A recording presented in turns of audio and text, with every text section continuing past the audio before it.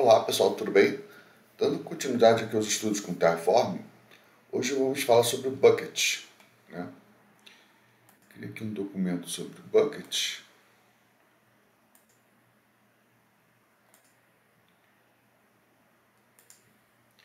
E para que serve o Bucket, né? O S3 Bucket é um armazenamento de objetos na AWS, onde você pode guardar praticamente qualquer tipo de dado, como arquivos, imagens, vídeos, backups e até estados de Terraform. O resumo das principais funcionalidades, né? Armazenamento de dados, serve para armazenar e organizar dados em objetos, né? Acessibilidade, você pode acessar os dados de qualquer lugar pela internet. A segurança, com S3 você pode configurar políticas de acesso, criptografia e controle de versão para garantir que os dados sejam seguros e gerenciáveis, né? A escalabilidade, backup e recuperação, armazenamento de estado do Terraform. No caso do Terraform, o Bucket S3 é usado para armazenar o estado remoto, permitindo que várias pessoas ou equipes compartilhem e manipulem a infraestrutura de forma sincronizada. Isso é o que mais chama atenção para a gente nesse processo, né? Exemplos de uso, né?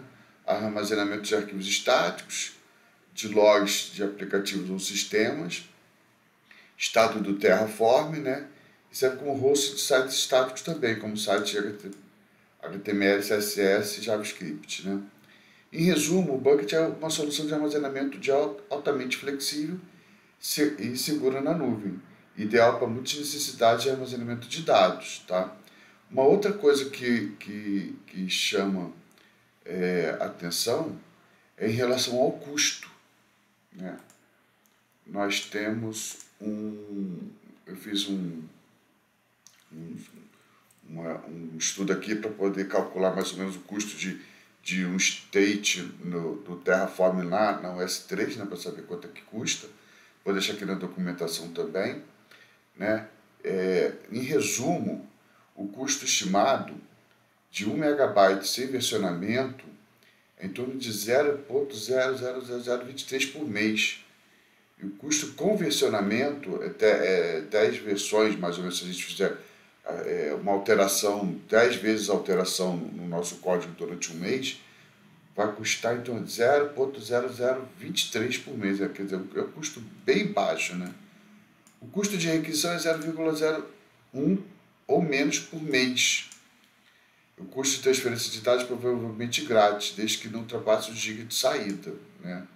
Então, o tamanho do TF-State é bem baixo, né? Em resumo, o custo de armazenamento do arquivo TF-State em um Bucket S3, mesmo com o versionamento ativado, que vai ser o nosso caso, é muito baixo, provavelmente na faixa de centavos por mês, mesmo com múltiplas versões de requisições. Né? Ele fala sobre tráfego também de requisições, né? Put, copy, post, list, aproximadamente 0,05 por mês de requisições. Get, outras leituras, aproximadamente 0,4. Então, assim, o custo de ter esse estado do Terraform guardado é muito baixo e ter a opção de acesso por outras pessoas do nosso time a esse estado do Terraform, né, é muito prático também e muito seguro. Né? Então, aqui, a gente, dentro do Terraform, vai criar um arquivo chamado bucket.tf, né? E esse caso aqui eu pensei numa situação bem atípica, prática e também atípica, porque nesse código do Bucket, a gente faz a criação do Bucket dentro da AWS. Só que depois que você cria, ele está criado já lá o Bucket, você não precisa ficar recriando esse Bucket toda hora.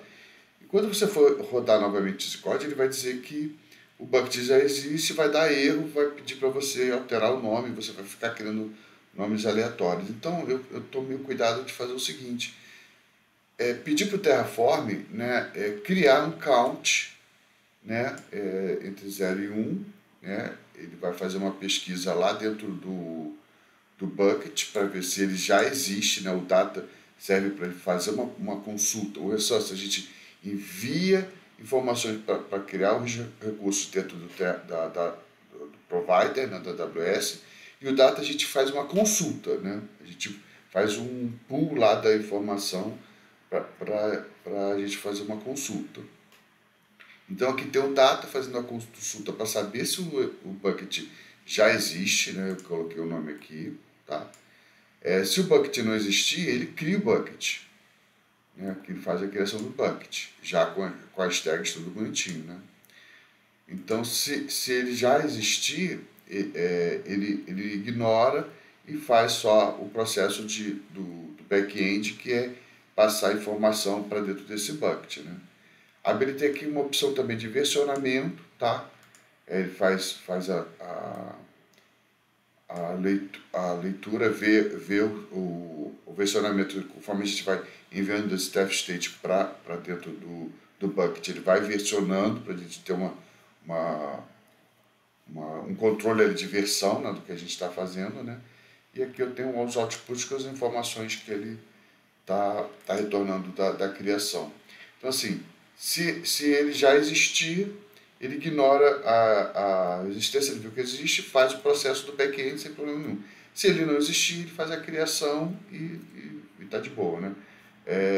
Num processo engessado, ele vai criar, você tem que apagar esse arquivo, porque ele já criou, ele vai criar de novo e vai dar erro dizendo que já está criado. Então, eu pensei nesse estado aqui dele criar e verificar se já existe ou não. Se ele não existir, ele cria, né? Aqui no nosso arquivo main, eu adicionei o Terraform, né? Passei aqui a versão que a gente está usando do Terraform,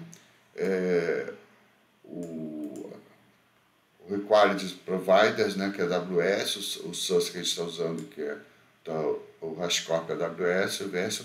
Isso tudo é feito ali dentro do Terraform. Se a gente passar o Terraform menos version, ele retorna essa informação para a gente.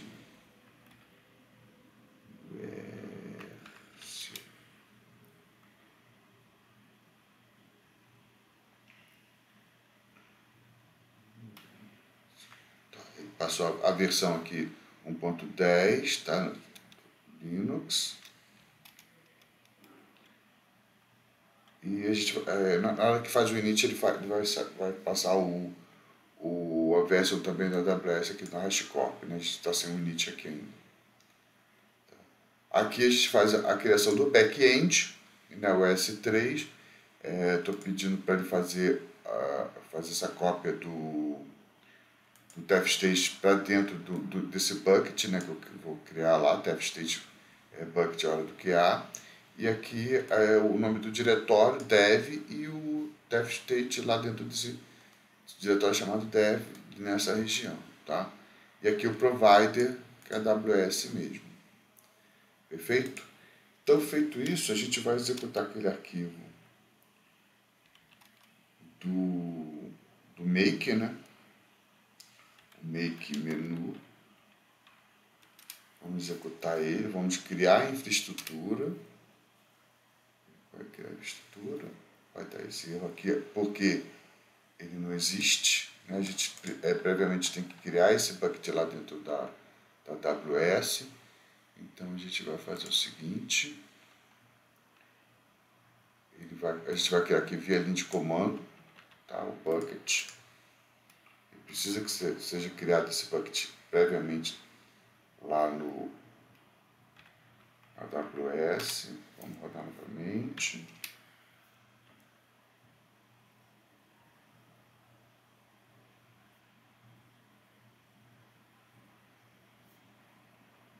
Aqui a gente fez a criação aqui está o manual de como é que a gente faz o processo, né? Toda a informação que eu fiz nesse processo. Está fazendo aqui o Terraform init, ele vai fazer na make menu, ele vai fazer todo esse processo aqui, tá? Aqui mas se você precisar fazer a configuração sem ser pelo make, né? E aqui a gente tem como consultar via linha de comando depois que for criado. A gente também pode vir pelo console, tá? Eu vou mostrar também pelo console, porque a gente vai ver questões como versão também. um espaço para poder listar o bucket, o conteúdo do bucket, tem como apagar também o processo. Está bem detalhado. Vamos só esperar ele criar aqui. O Make Mini está funcionando, quer dizer, ele conseguiu fazer todo, está conseguindo o processo aí de criação lá do nosso site, né? Vou tentar ele aqui. Já está em HTTPS. HTTPS, dois pontos, barra. Aqui. Ele vai ainda fazer a cópia dos arquivos, fazer a instalação do GNX, ainda vai entrando nesse processo, né? Essa página aqui que dói a vista.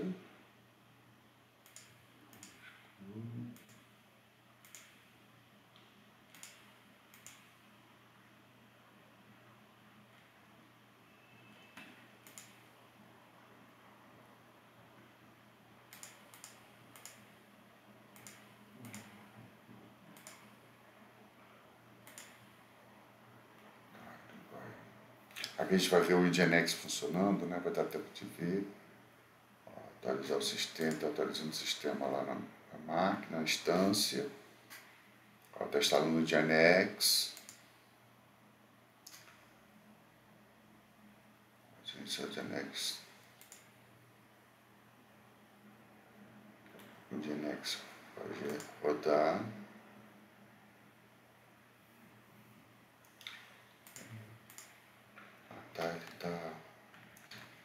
Ele vai fazer o processo do HTTPS, é o último. Depois que ele faz tudo que ele vai dar. Aqui ele já subiu o script, o HTML, o JavaScript já está rodando, aqui, ó, já rodou o CSS. Então, e agora ele já entra HTTPS, dois pontos, barra, barra. Ele vai entrar vai gerar o script, né, para gerar o certificado HTTPS, ele vai falar que ó, já está funcionando. Pronto, já entrou o HTTPS. Tá? Então que ele já conseguiu fazer a subida do site, né, com o HTTPS, e aqui a gente vai ver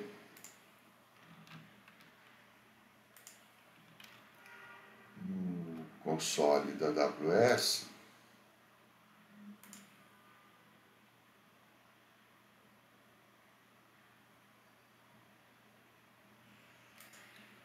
S3,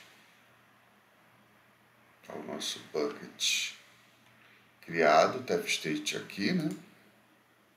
O dev e o tef state aqui. Então, se eu quiser visualizar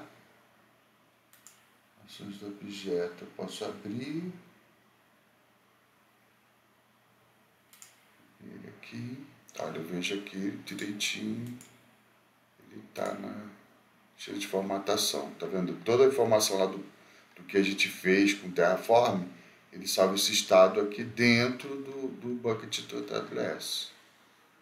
Aqui pelo console a gente consegue ver, né? E consegue também ver as versões, né, do que a gente subiu, né? O dev, Terraform State. Aqui mostra as versões, ó. Se clicar aqui, ele vai mostrar a versão dev, a versão que ele foi criado, o ID da versão e a última modificação. Tá? Então ele salva essa informação.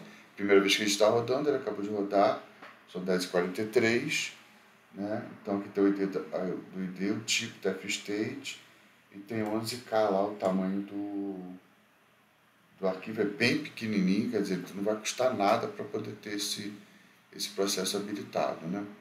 Se a gente quiser aqui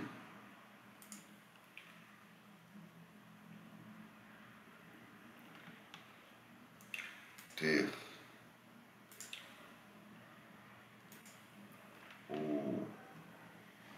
verificar ali também via linha de comando, a gente pode usar o comando aqui, o AWS Stage, né, o LS, e a gente vê lá o bucket criado, tá? Lembrando que para fazer essa operação com o bucket, a gente precisa ter todo o permissionamento lá do bucket, né? A gente precisa habilitar dentro do usuário, a permissão de políticas, né?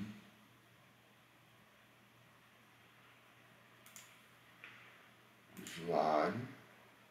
Aqui a política de o Amazon S3 Full Access, tá? Se a gente não habilitar isso antes do usuário para poder fazer essa operação, que a gente já tinha habilitado os S2 Full Access, né? E para poder fazer a subida da instância, a gente precisa também habilitar essa política para o usuário para poder fazer a operação com o S3, tá?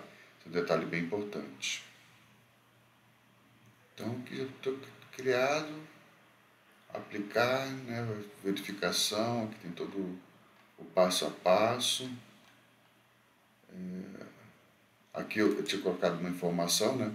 Precisamos que o usuário tenha permissão Amazon Access para trabalhar com Bucket S3, né? Então, esse é um dado que é importante também antes de começar a fazer todo o processo, né? Se a gente não tem essa permissão, a gente não consegue fazer a criação aqui do bucket nem, via linha de comando, só via de console, mas também precisa da permissão, né? Então está criado, a gente conseguiu fazer a criação aqui do bucket, né? Eu vou deixar o código aqui também do repositório na descrição do vídeo, tá? Fizemos a subida de todo. Repara que aqui não tem mais o arquivo, né? Ele fez o init, mas o DevState está sendo gerado agora direto para o bucket, que vai ficar guardado lá. Se a gente precisar recuperar, a gente recupera de lá e faz o download, né? Aqui no S3, a gente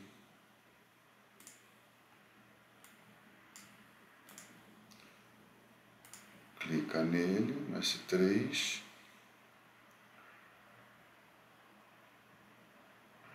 clica aqui no DevState do bucket, clica nele, e aqui faz o download e ele vai vir para a nossa máquina. Diesel.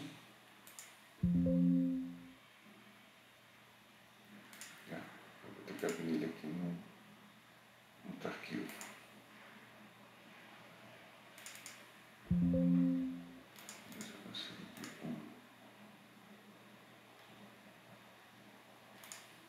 Outro aplicativo, um bloco de notas. Vou abrir aqui um bloco de notas para a gente. Com o DevState aqui dele que está guardado na nossa máquina. A gente precisa salvar também. Tá ele aqui bonitinho, né? Então é isso. Tá, já tá bem funcional. Nosso programa já está funcionando e está salvando o DevState de forma remota, né, por questão de segurança, né? Todas as informações aqui, tem a documentação estou deixando aqui também no diretório aqui de docs para poder fazer uma consulta, tá? Espero que vocês tenham gostado. Um abraço, tchau, tchau.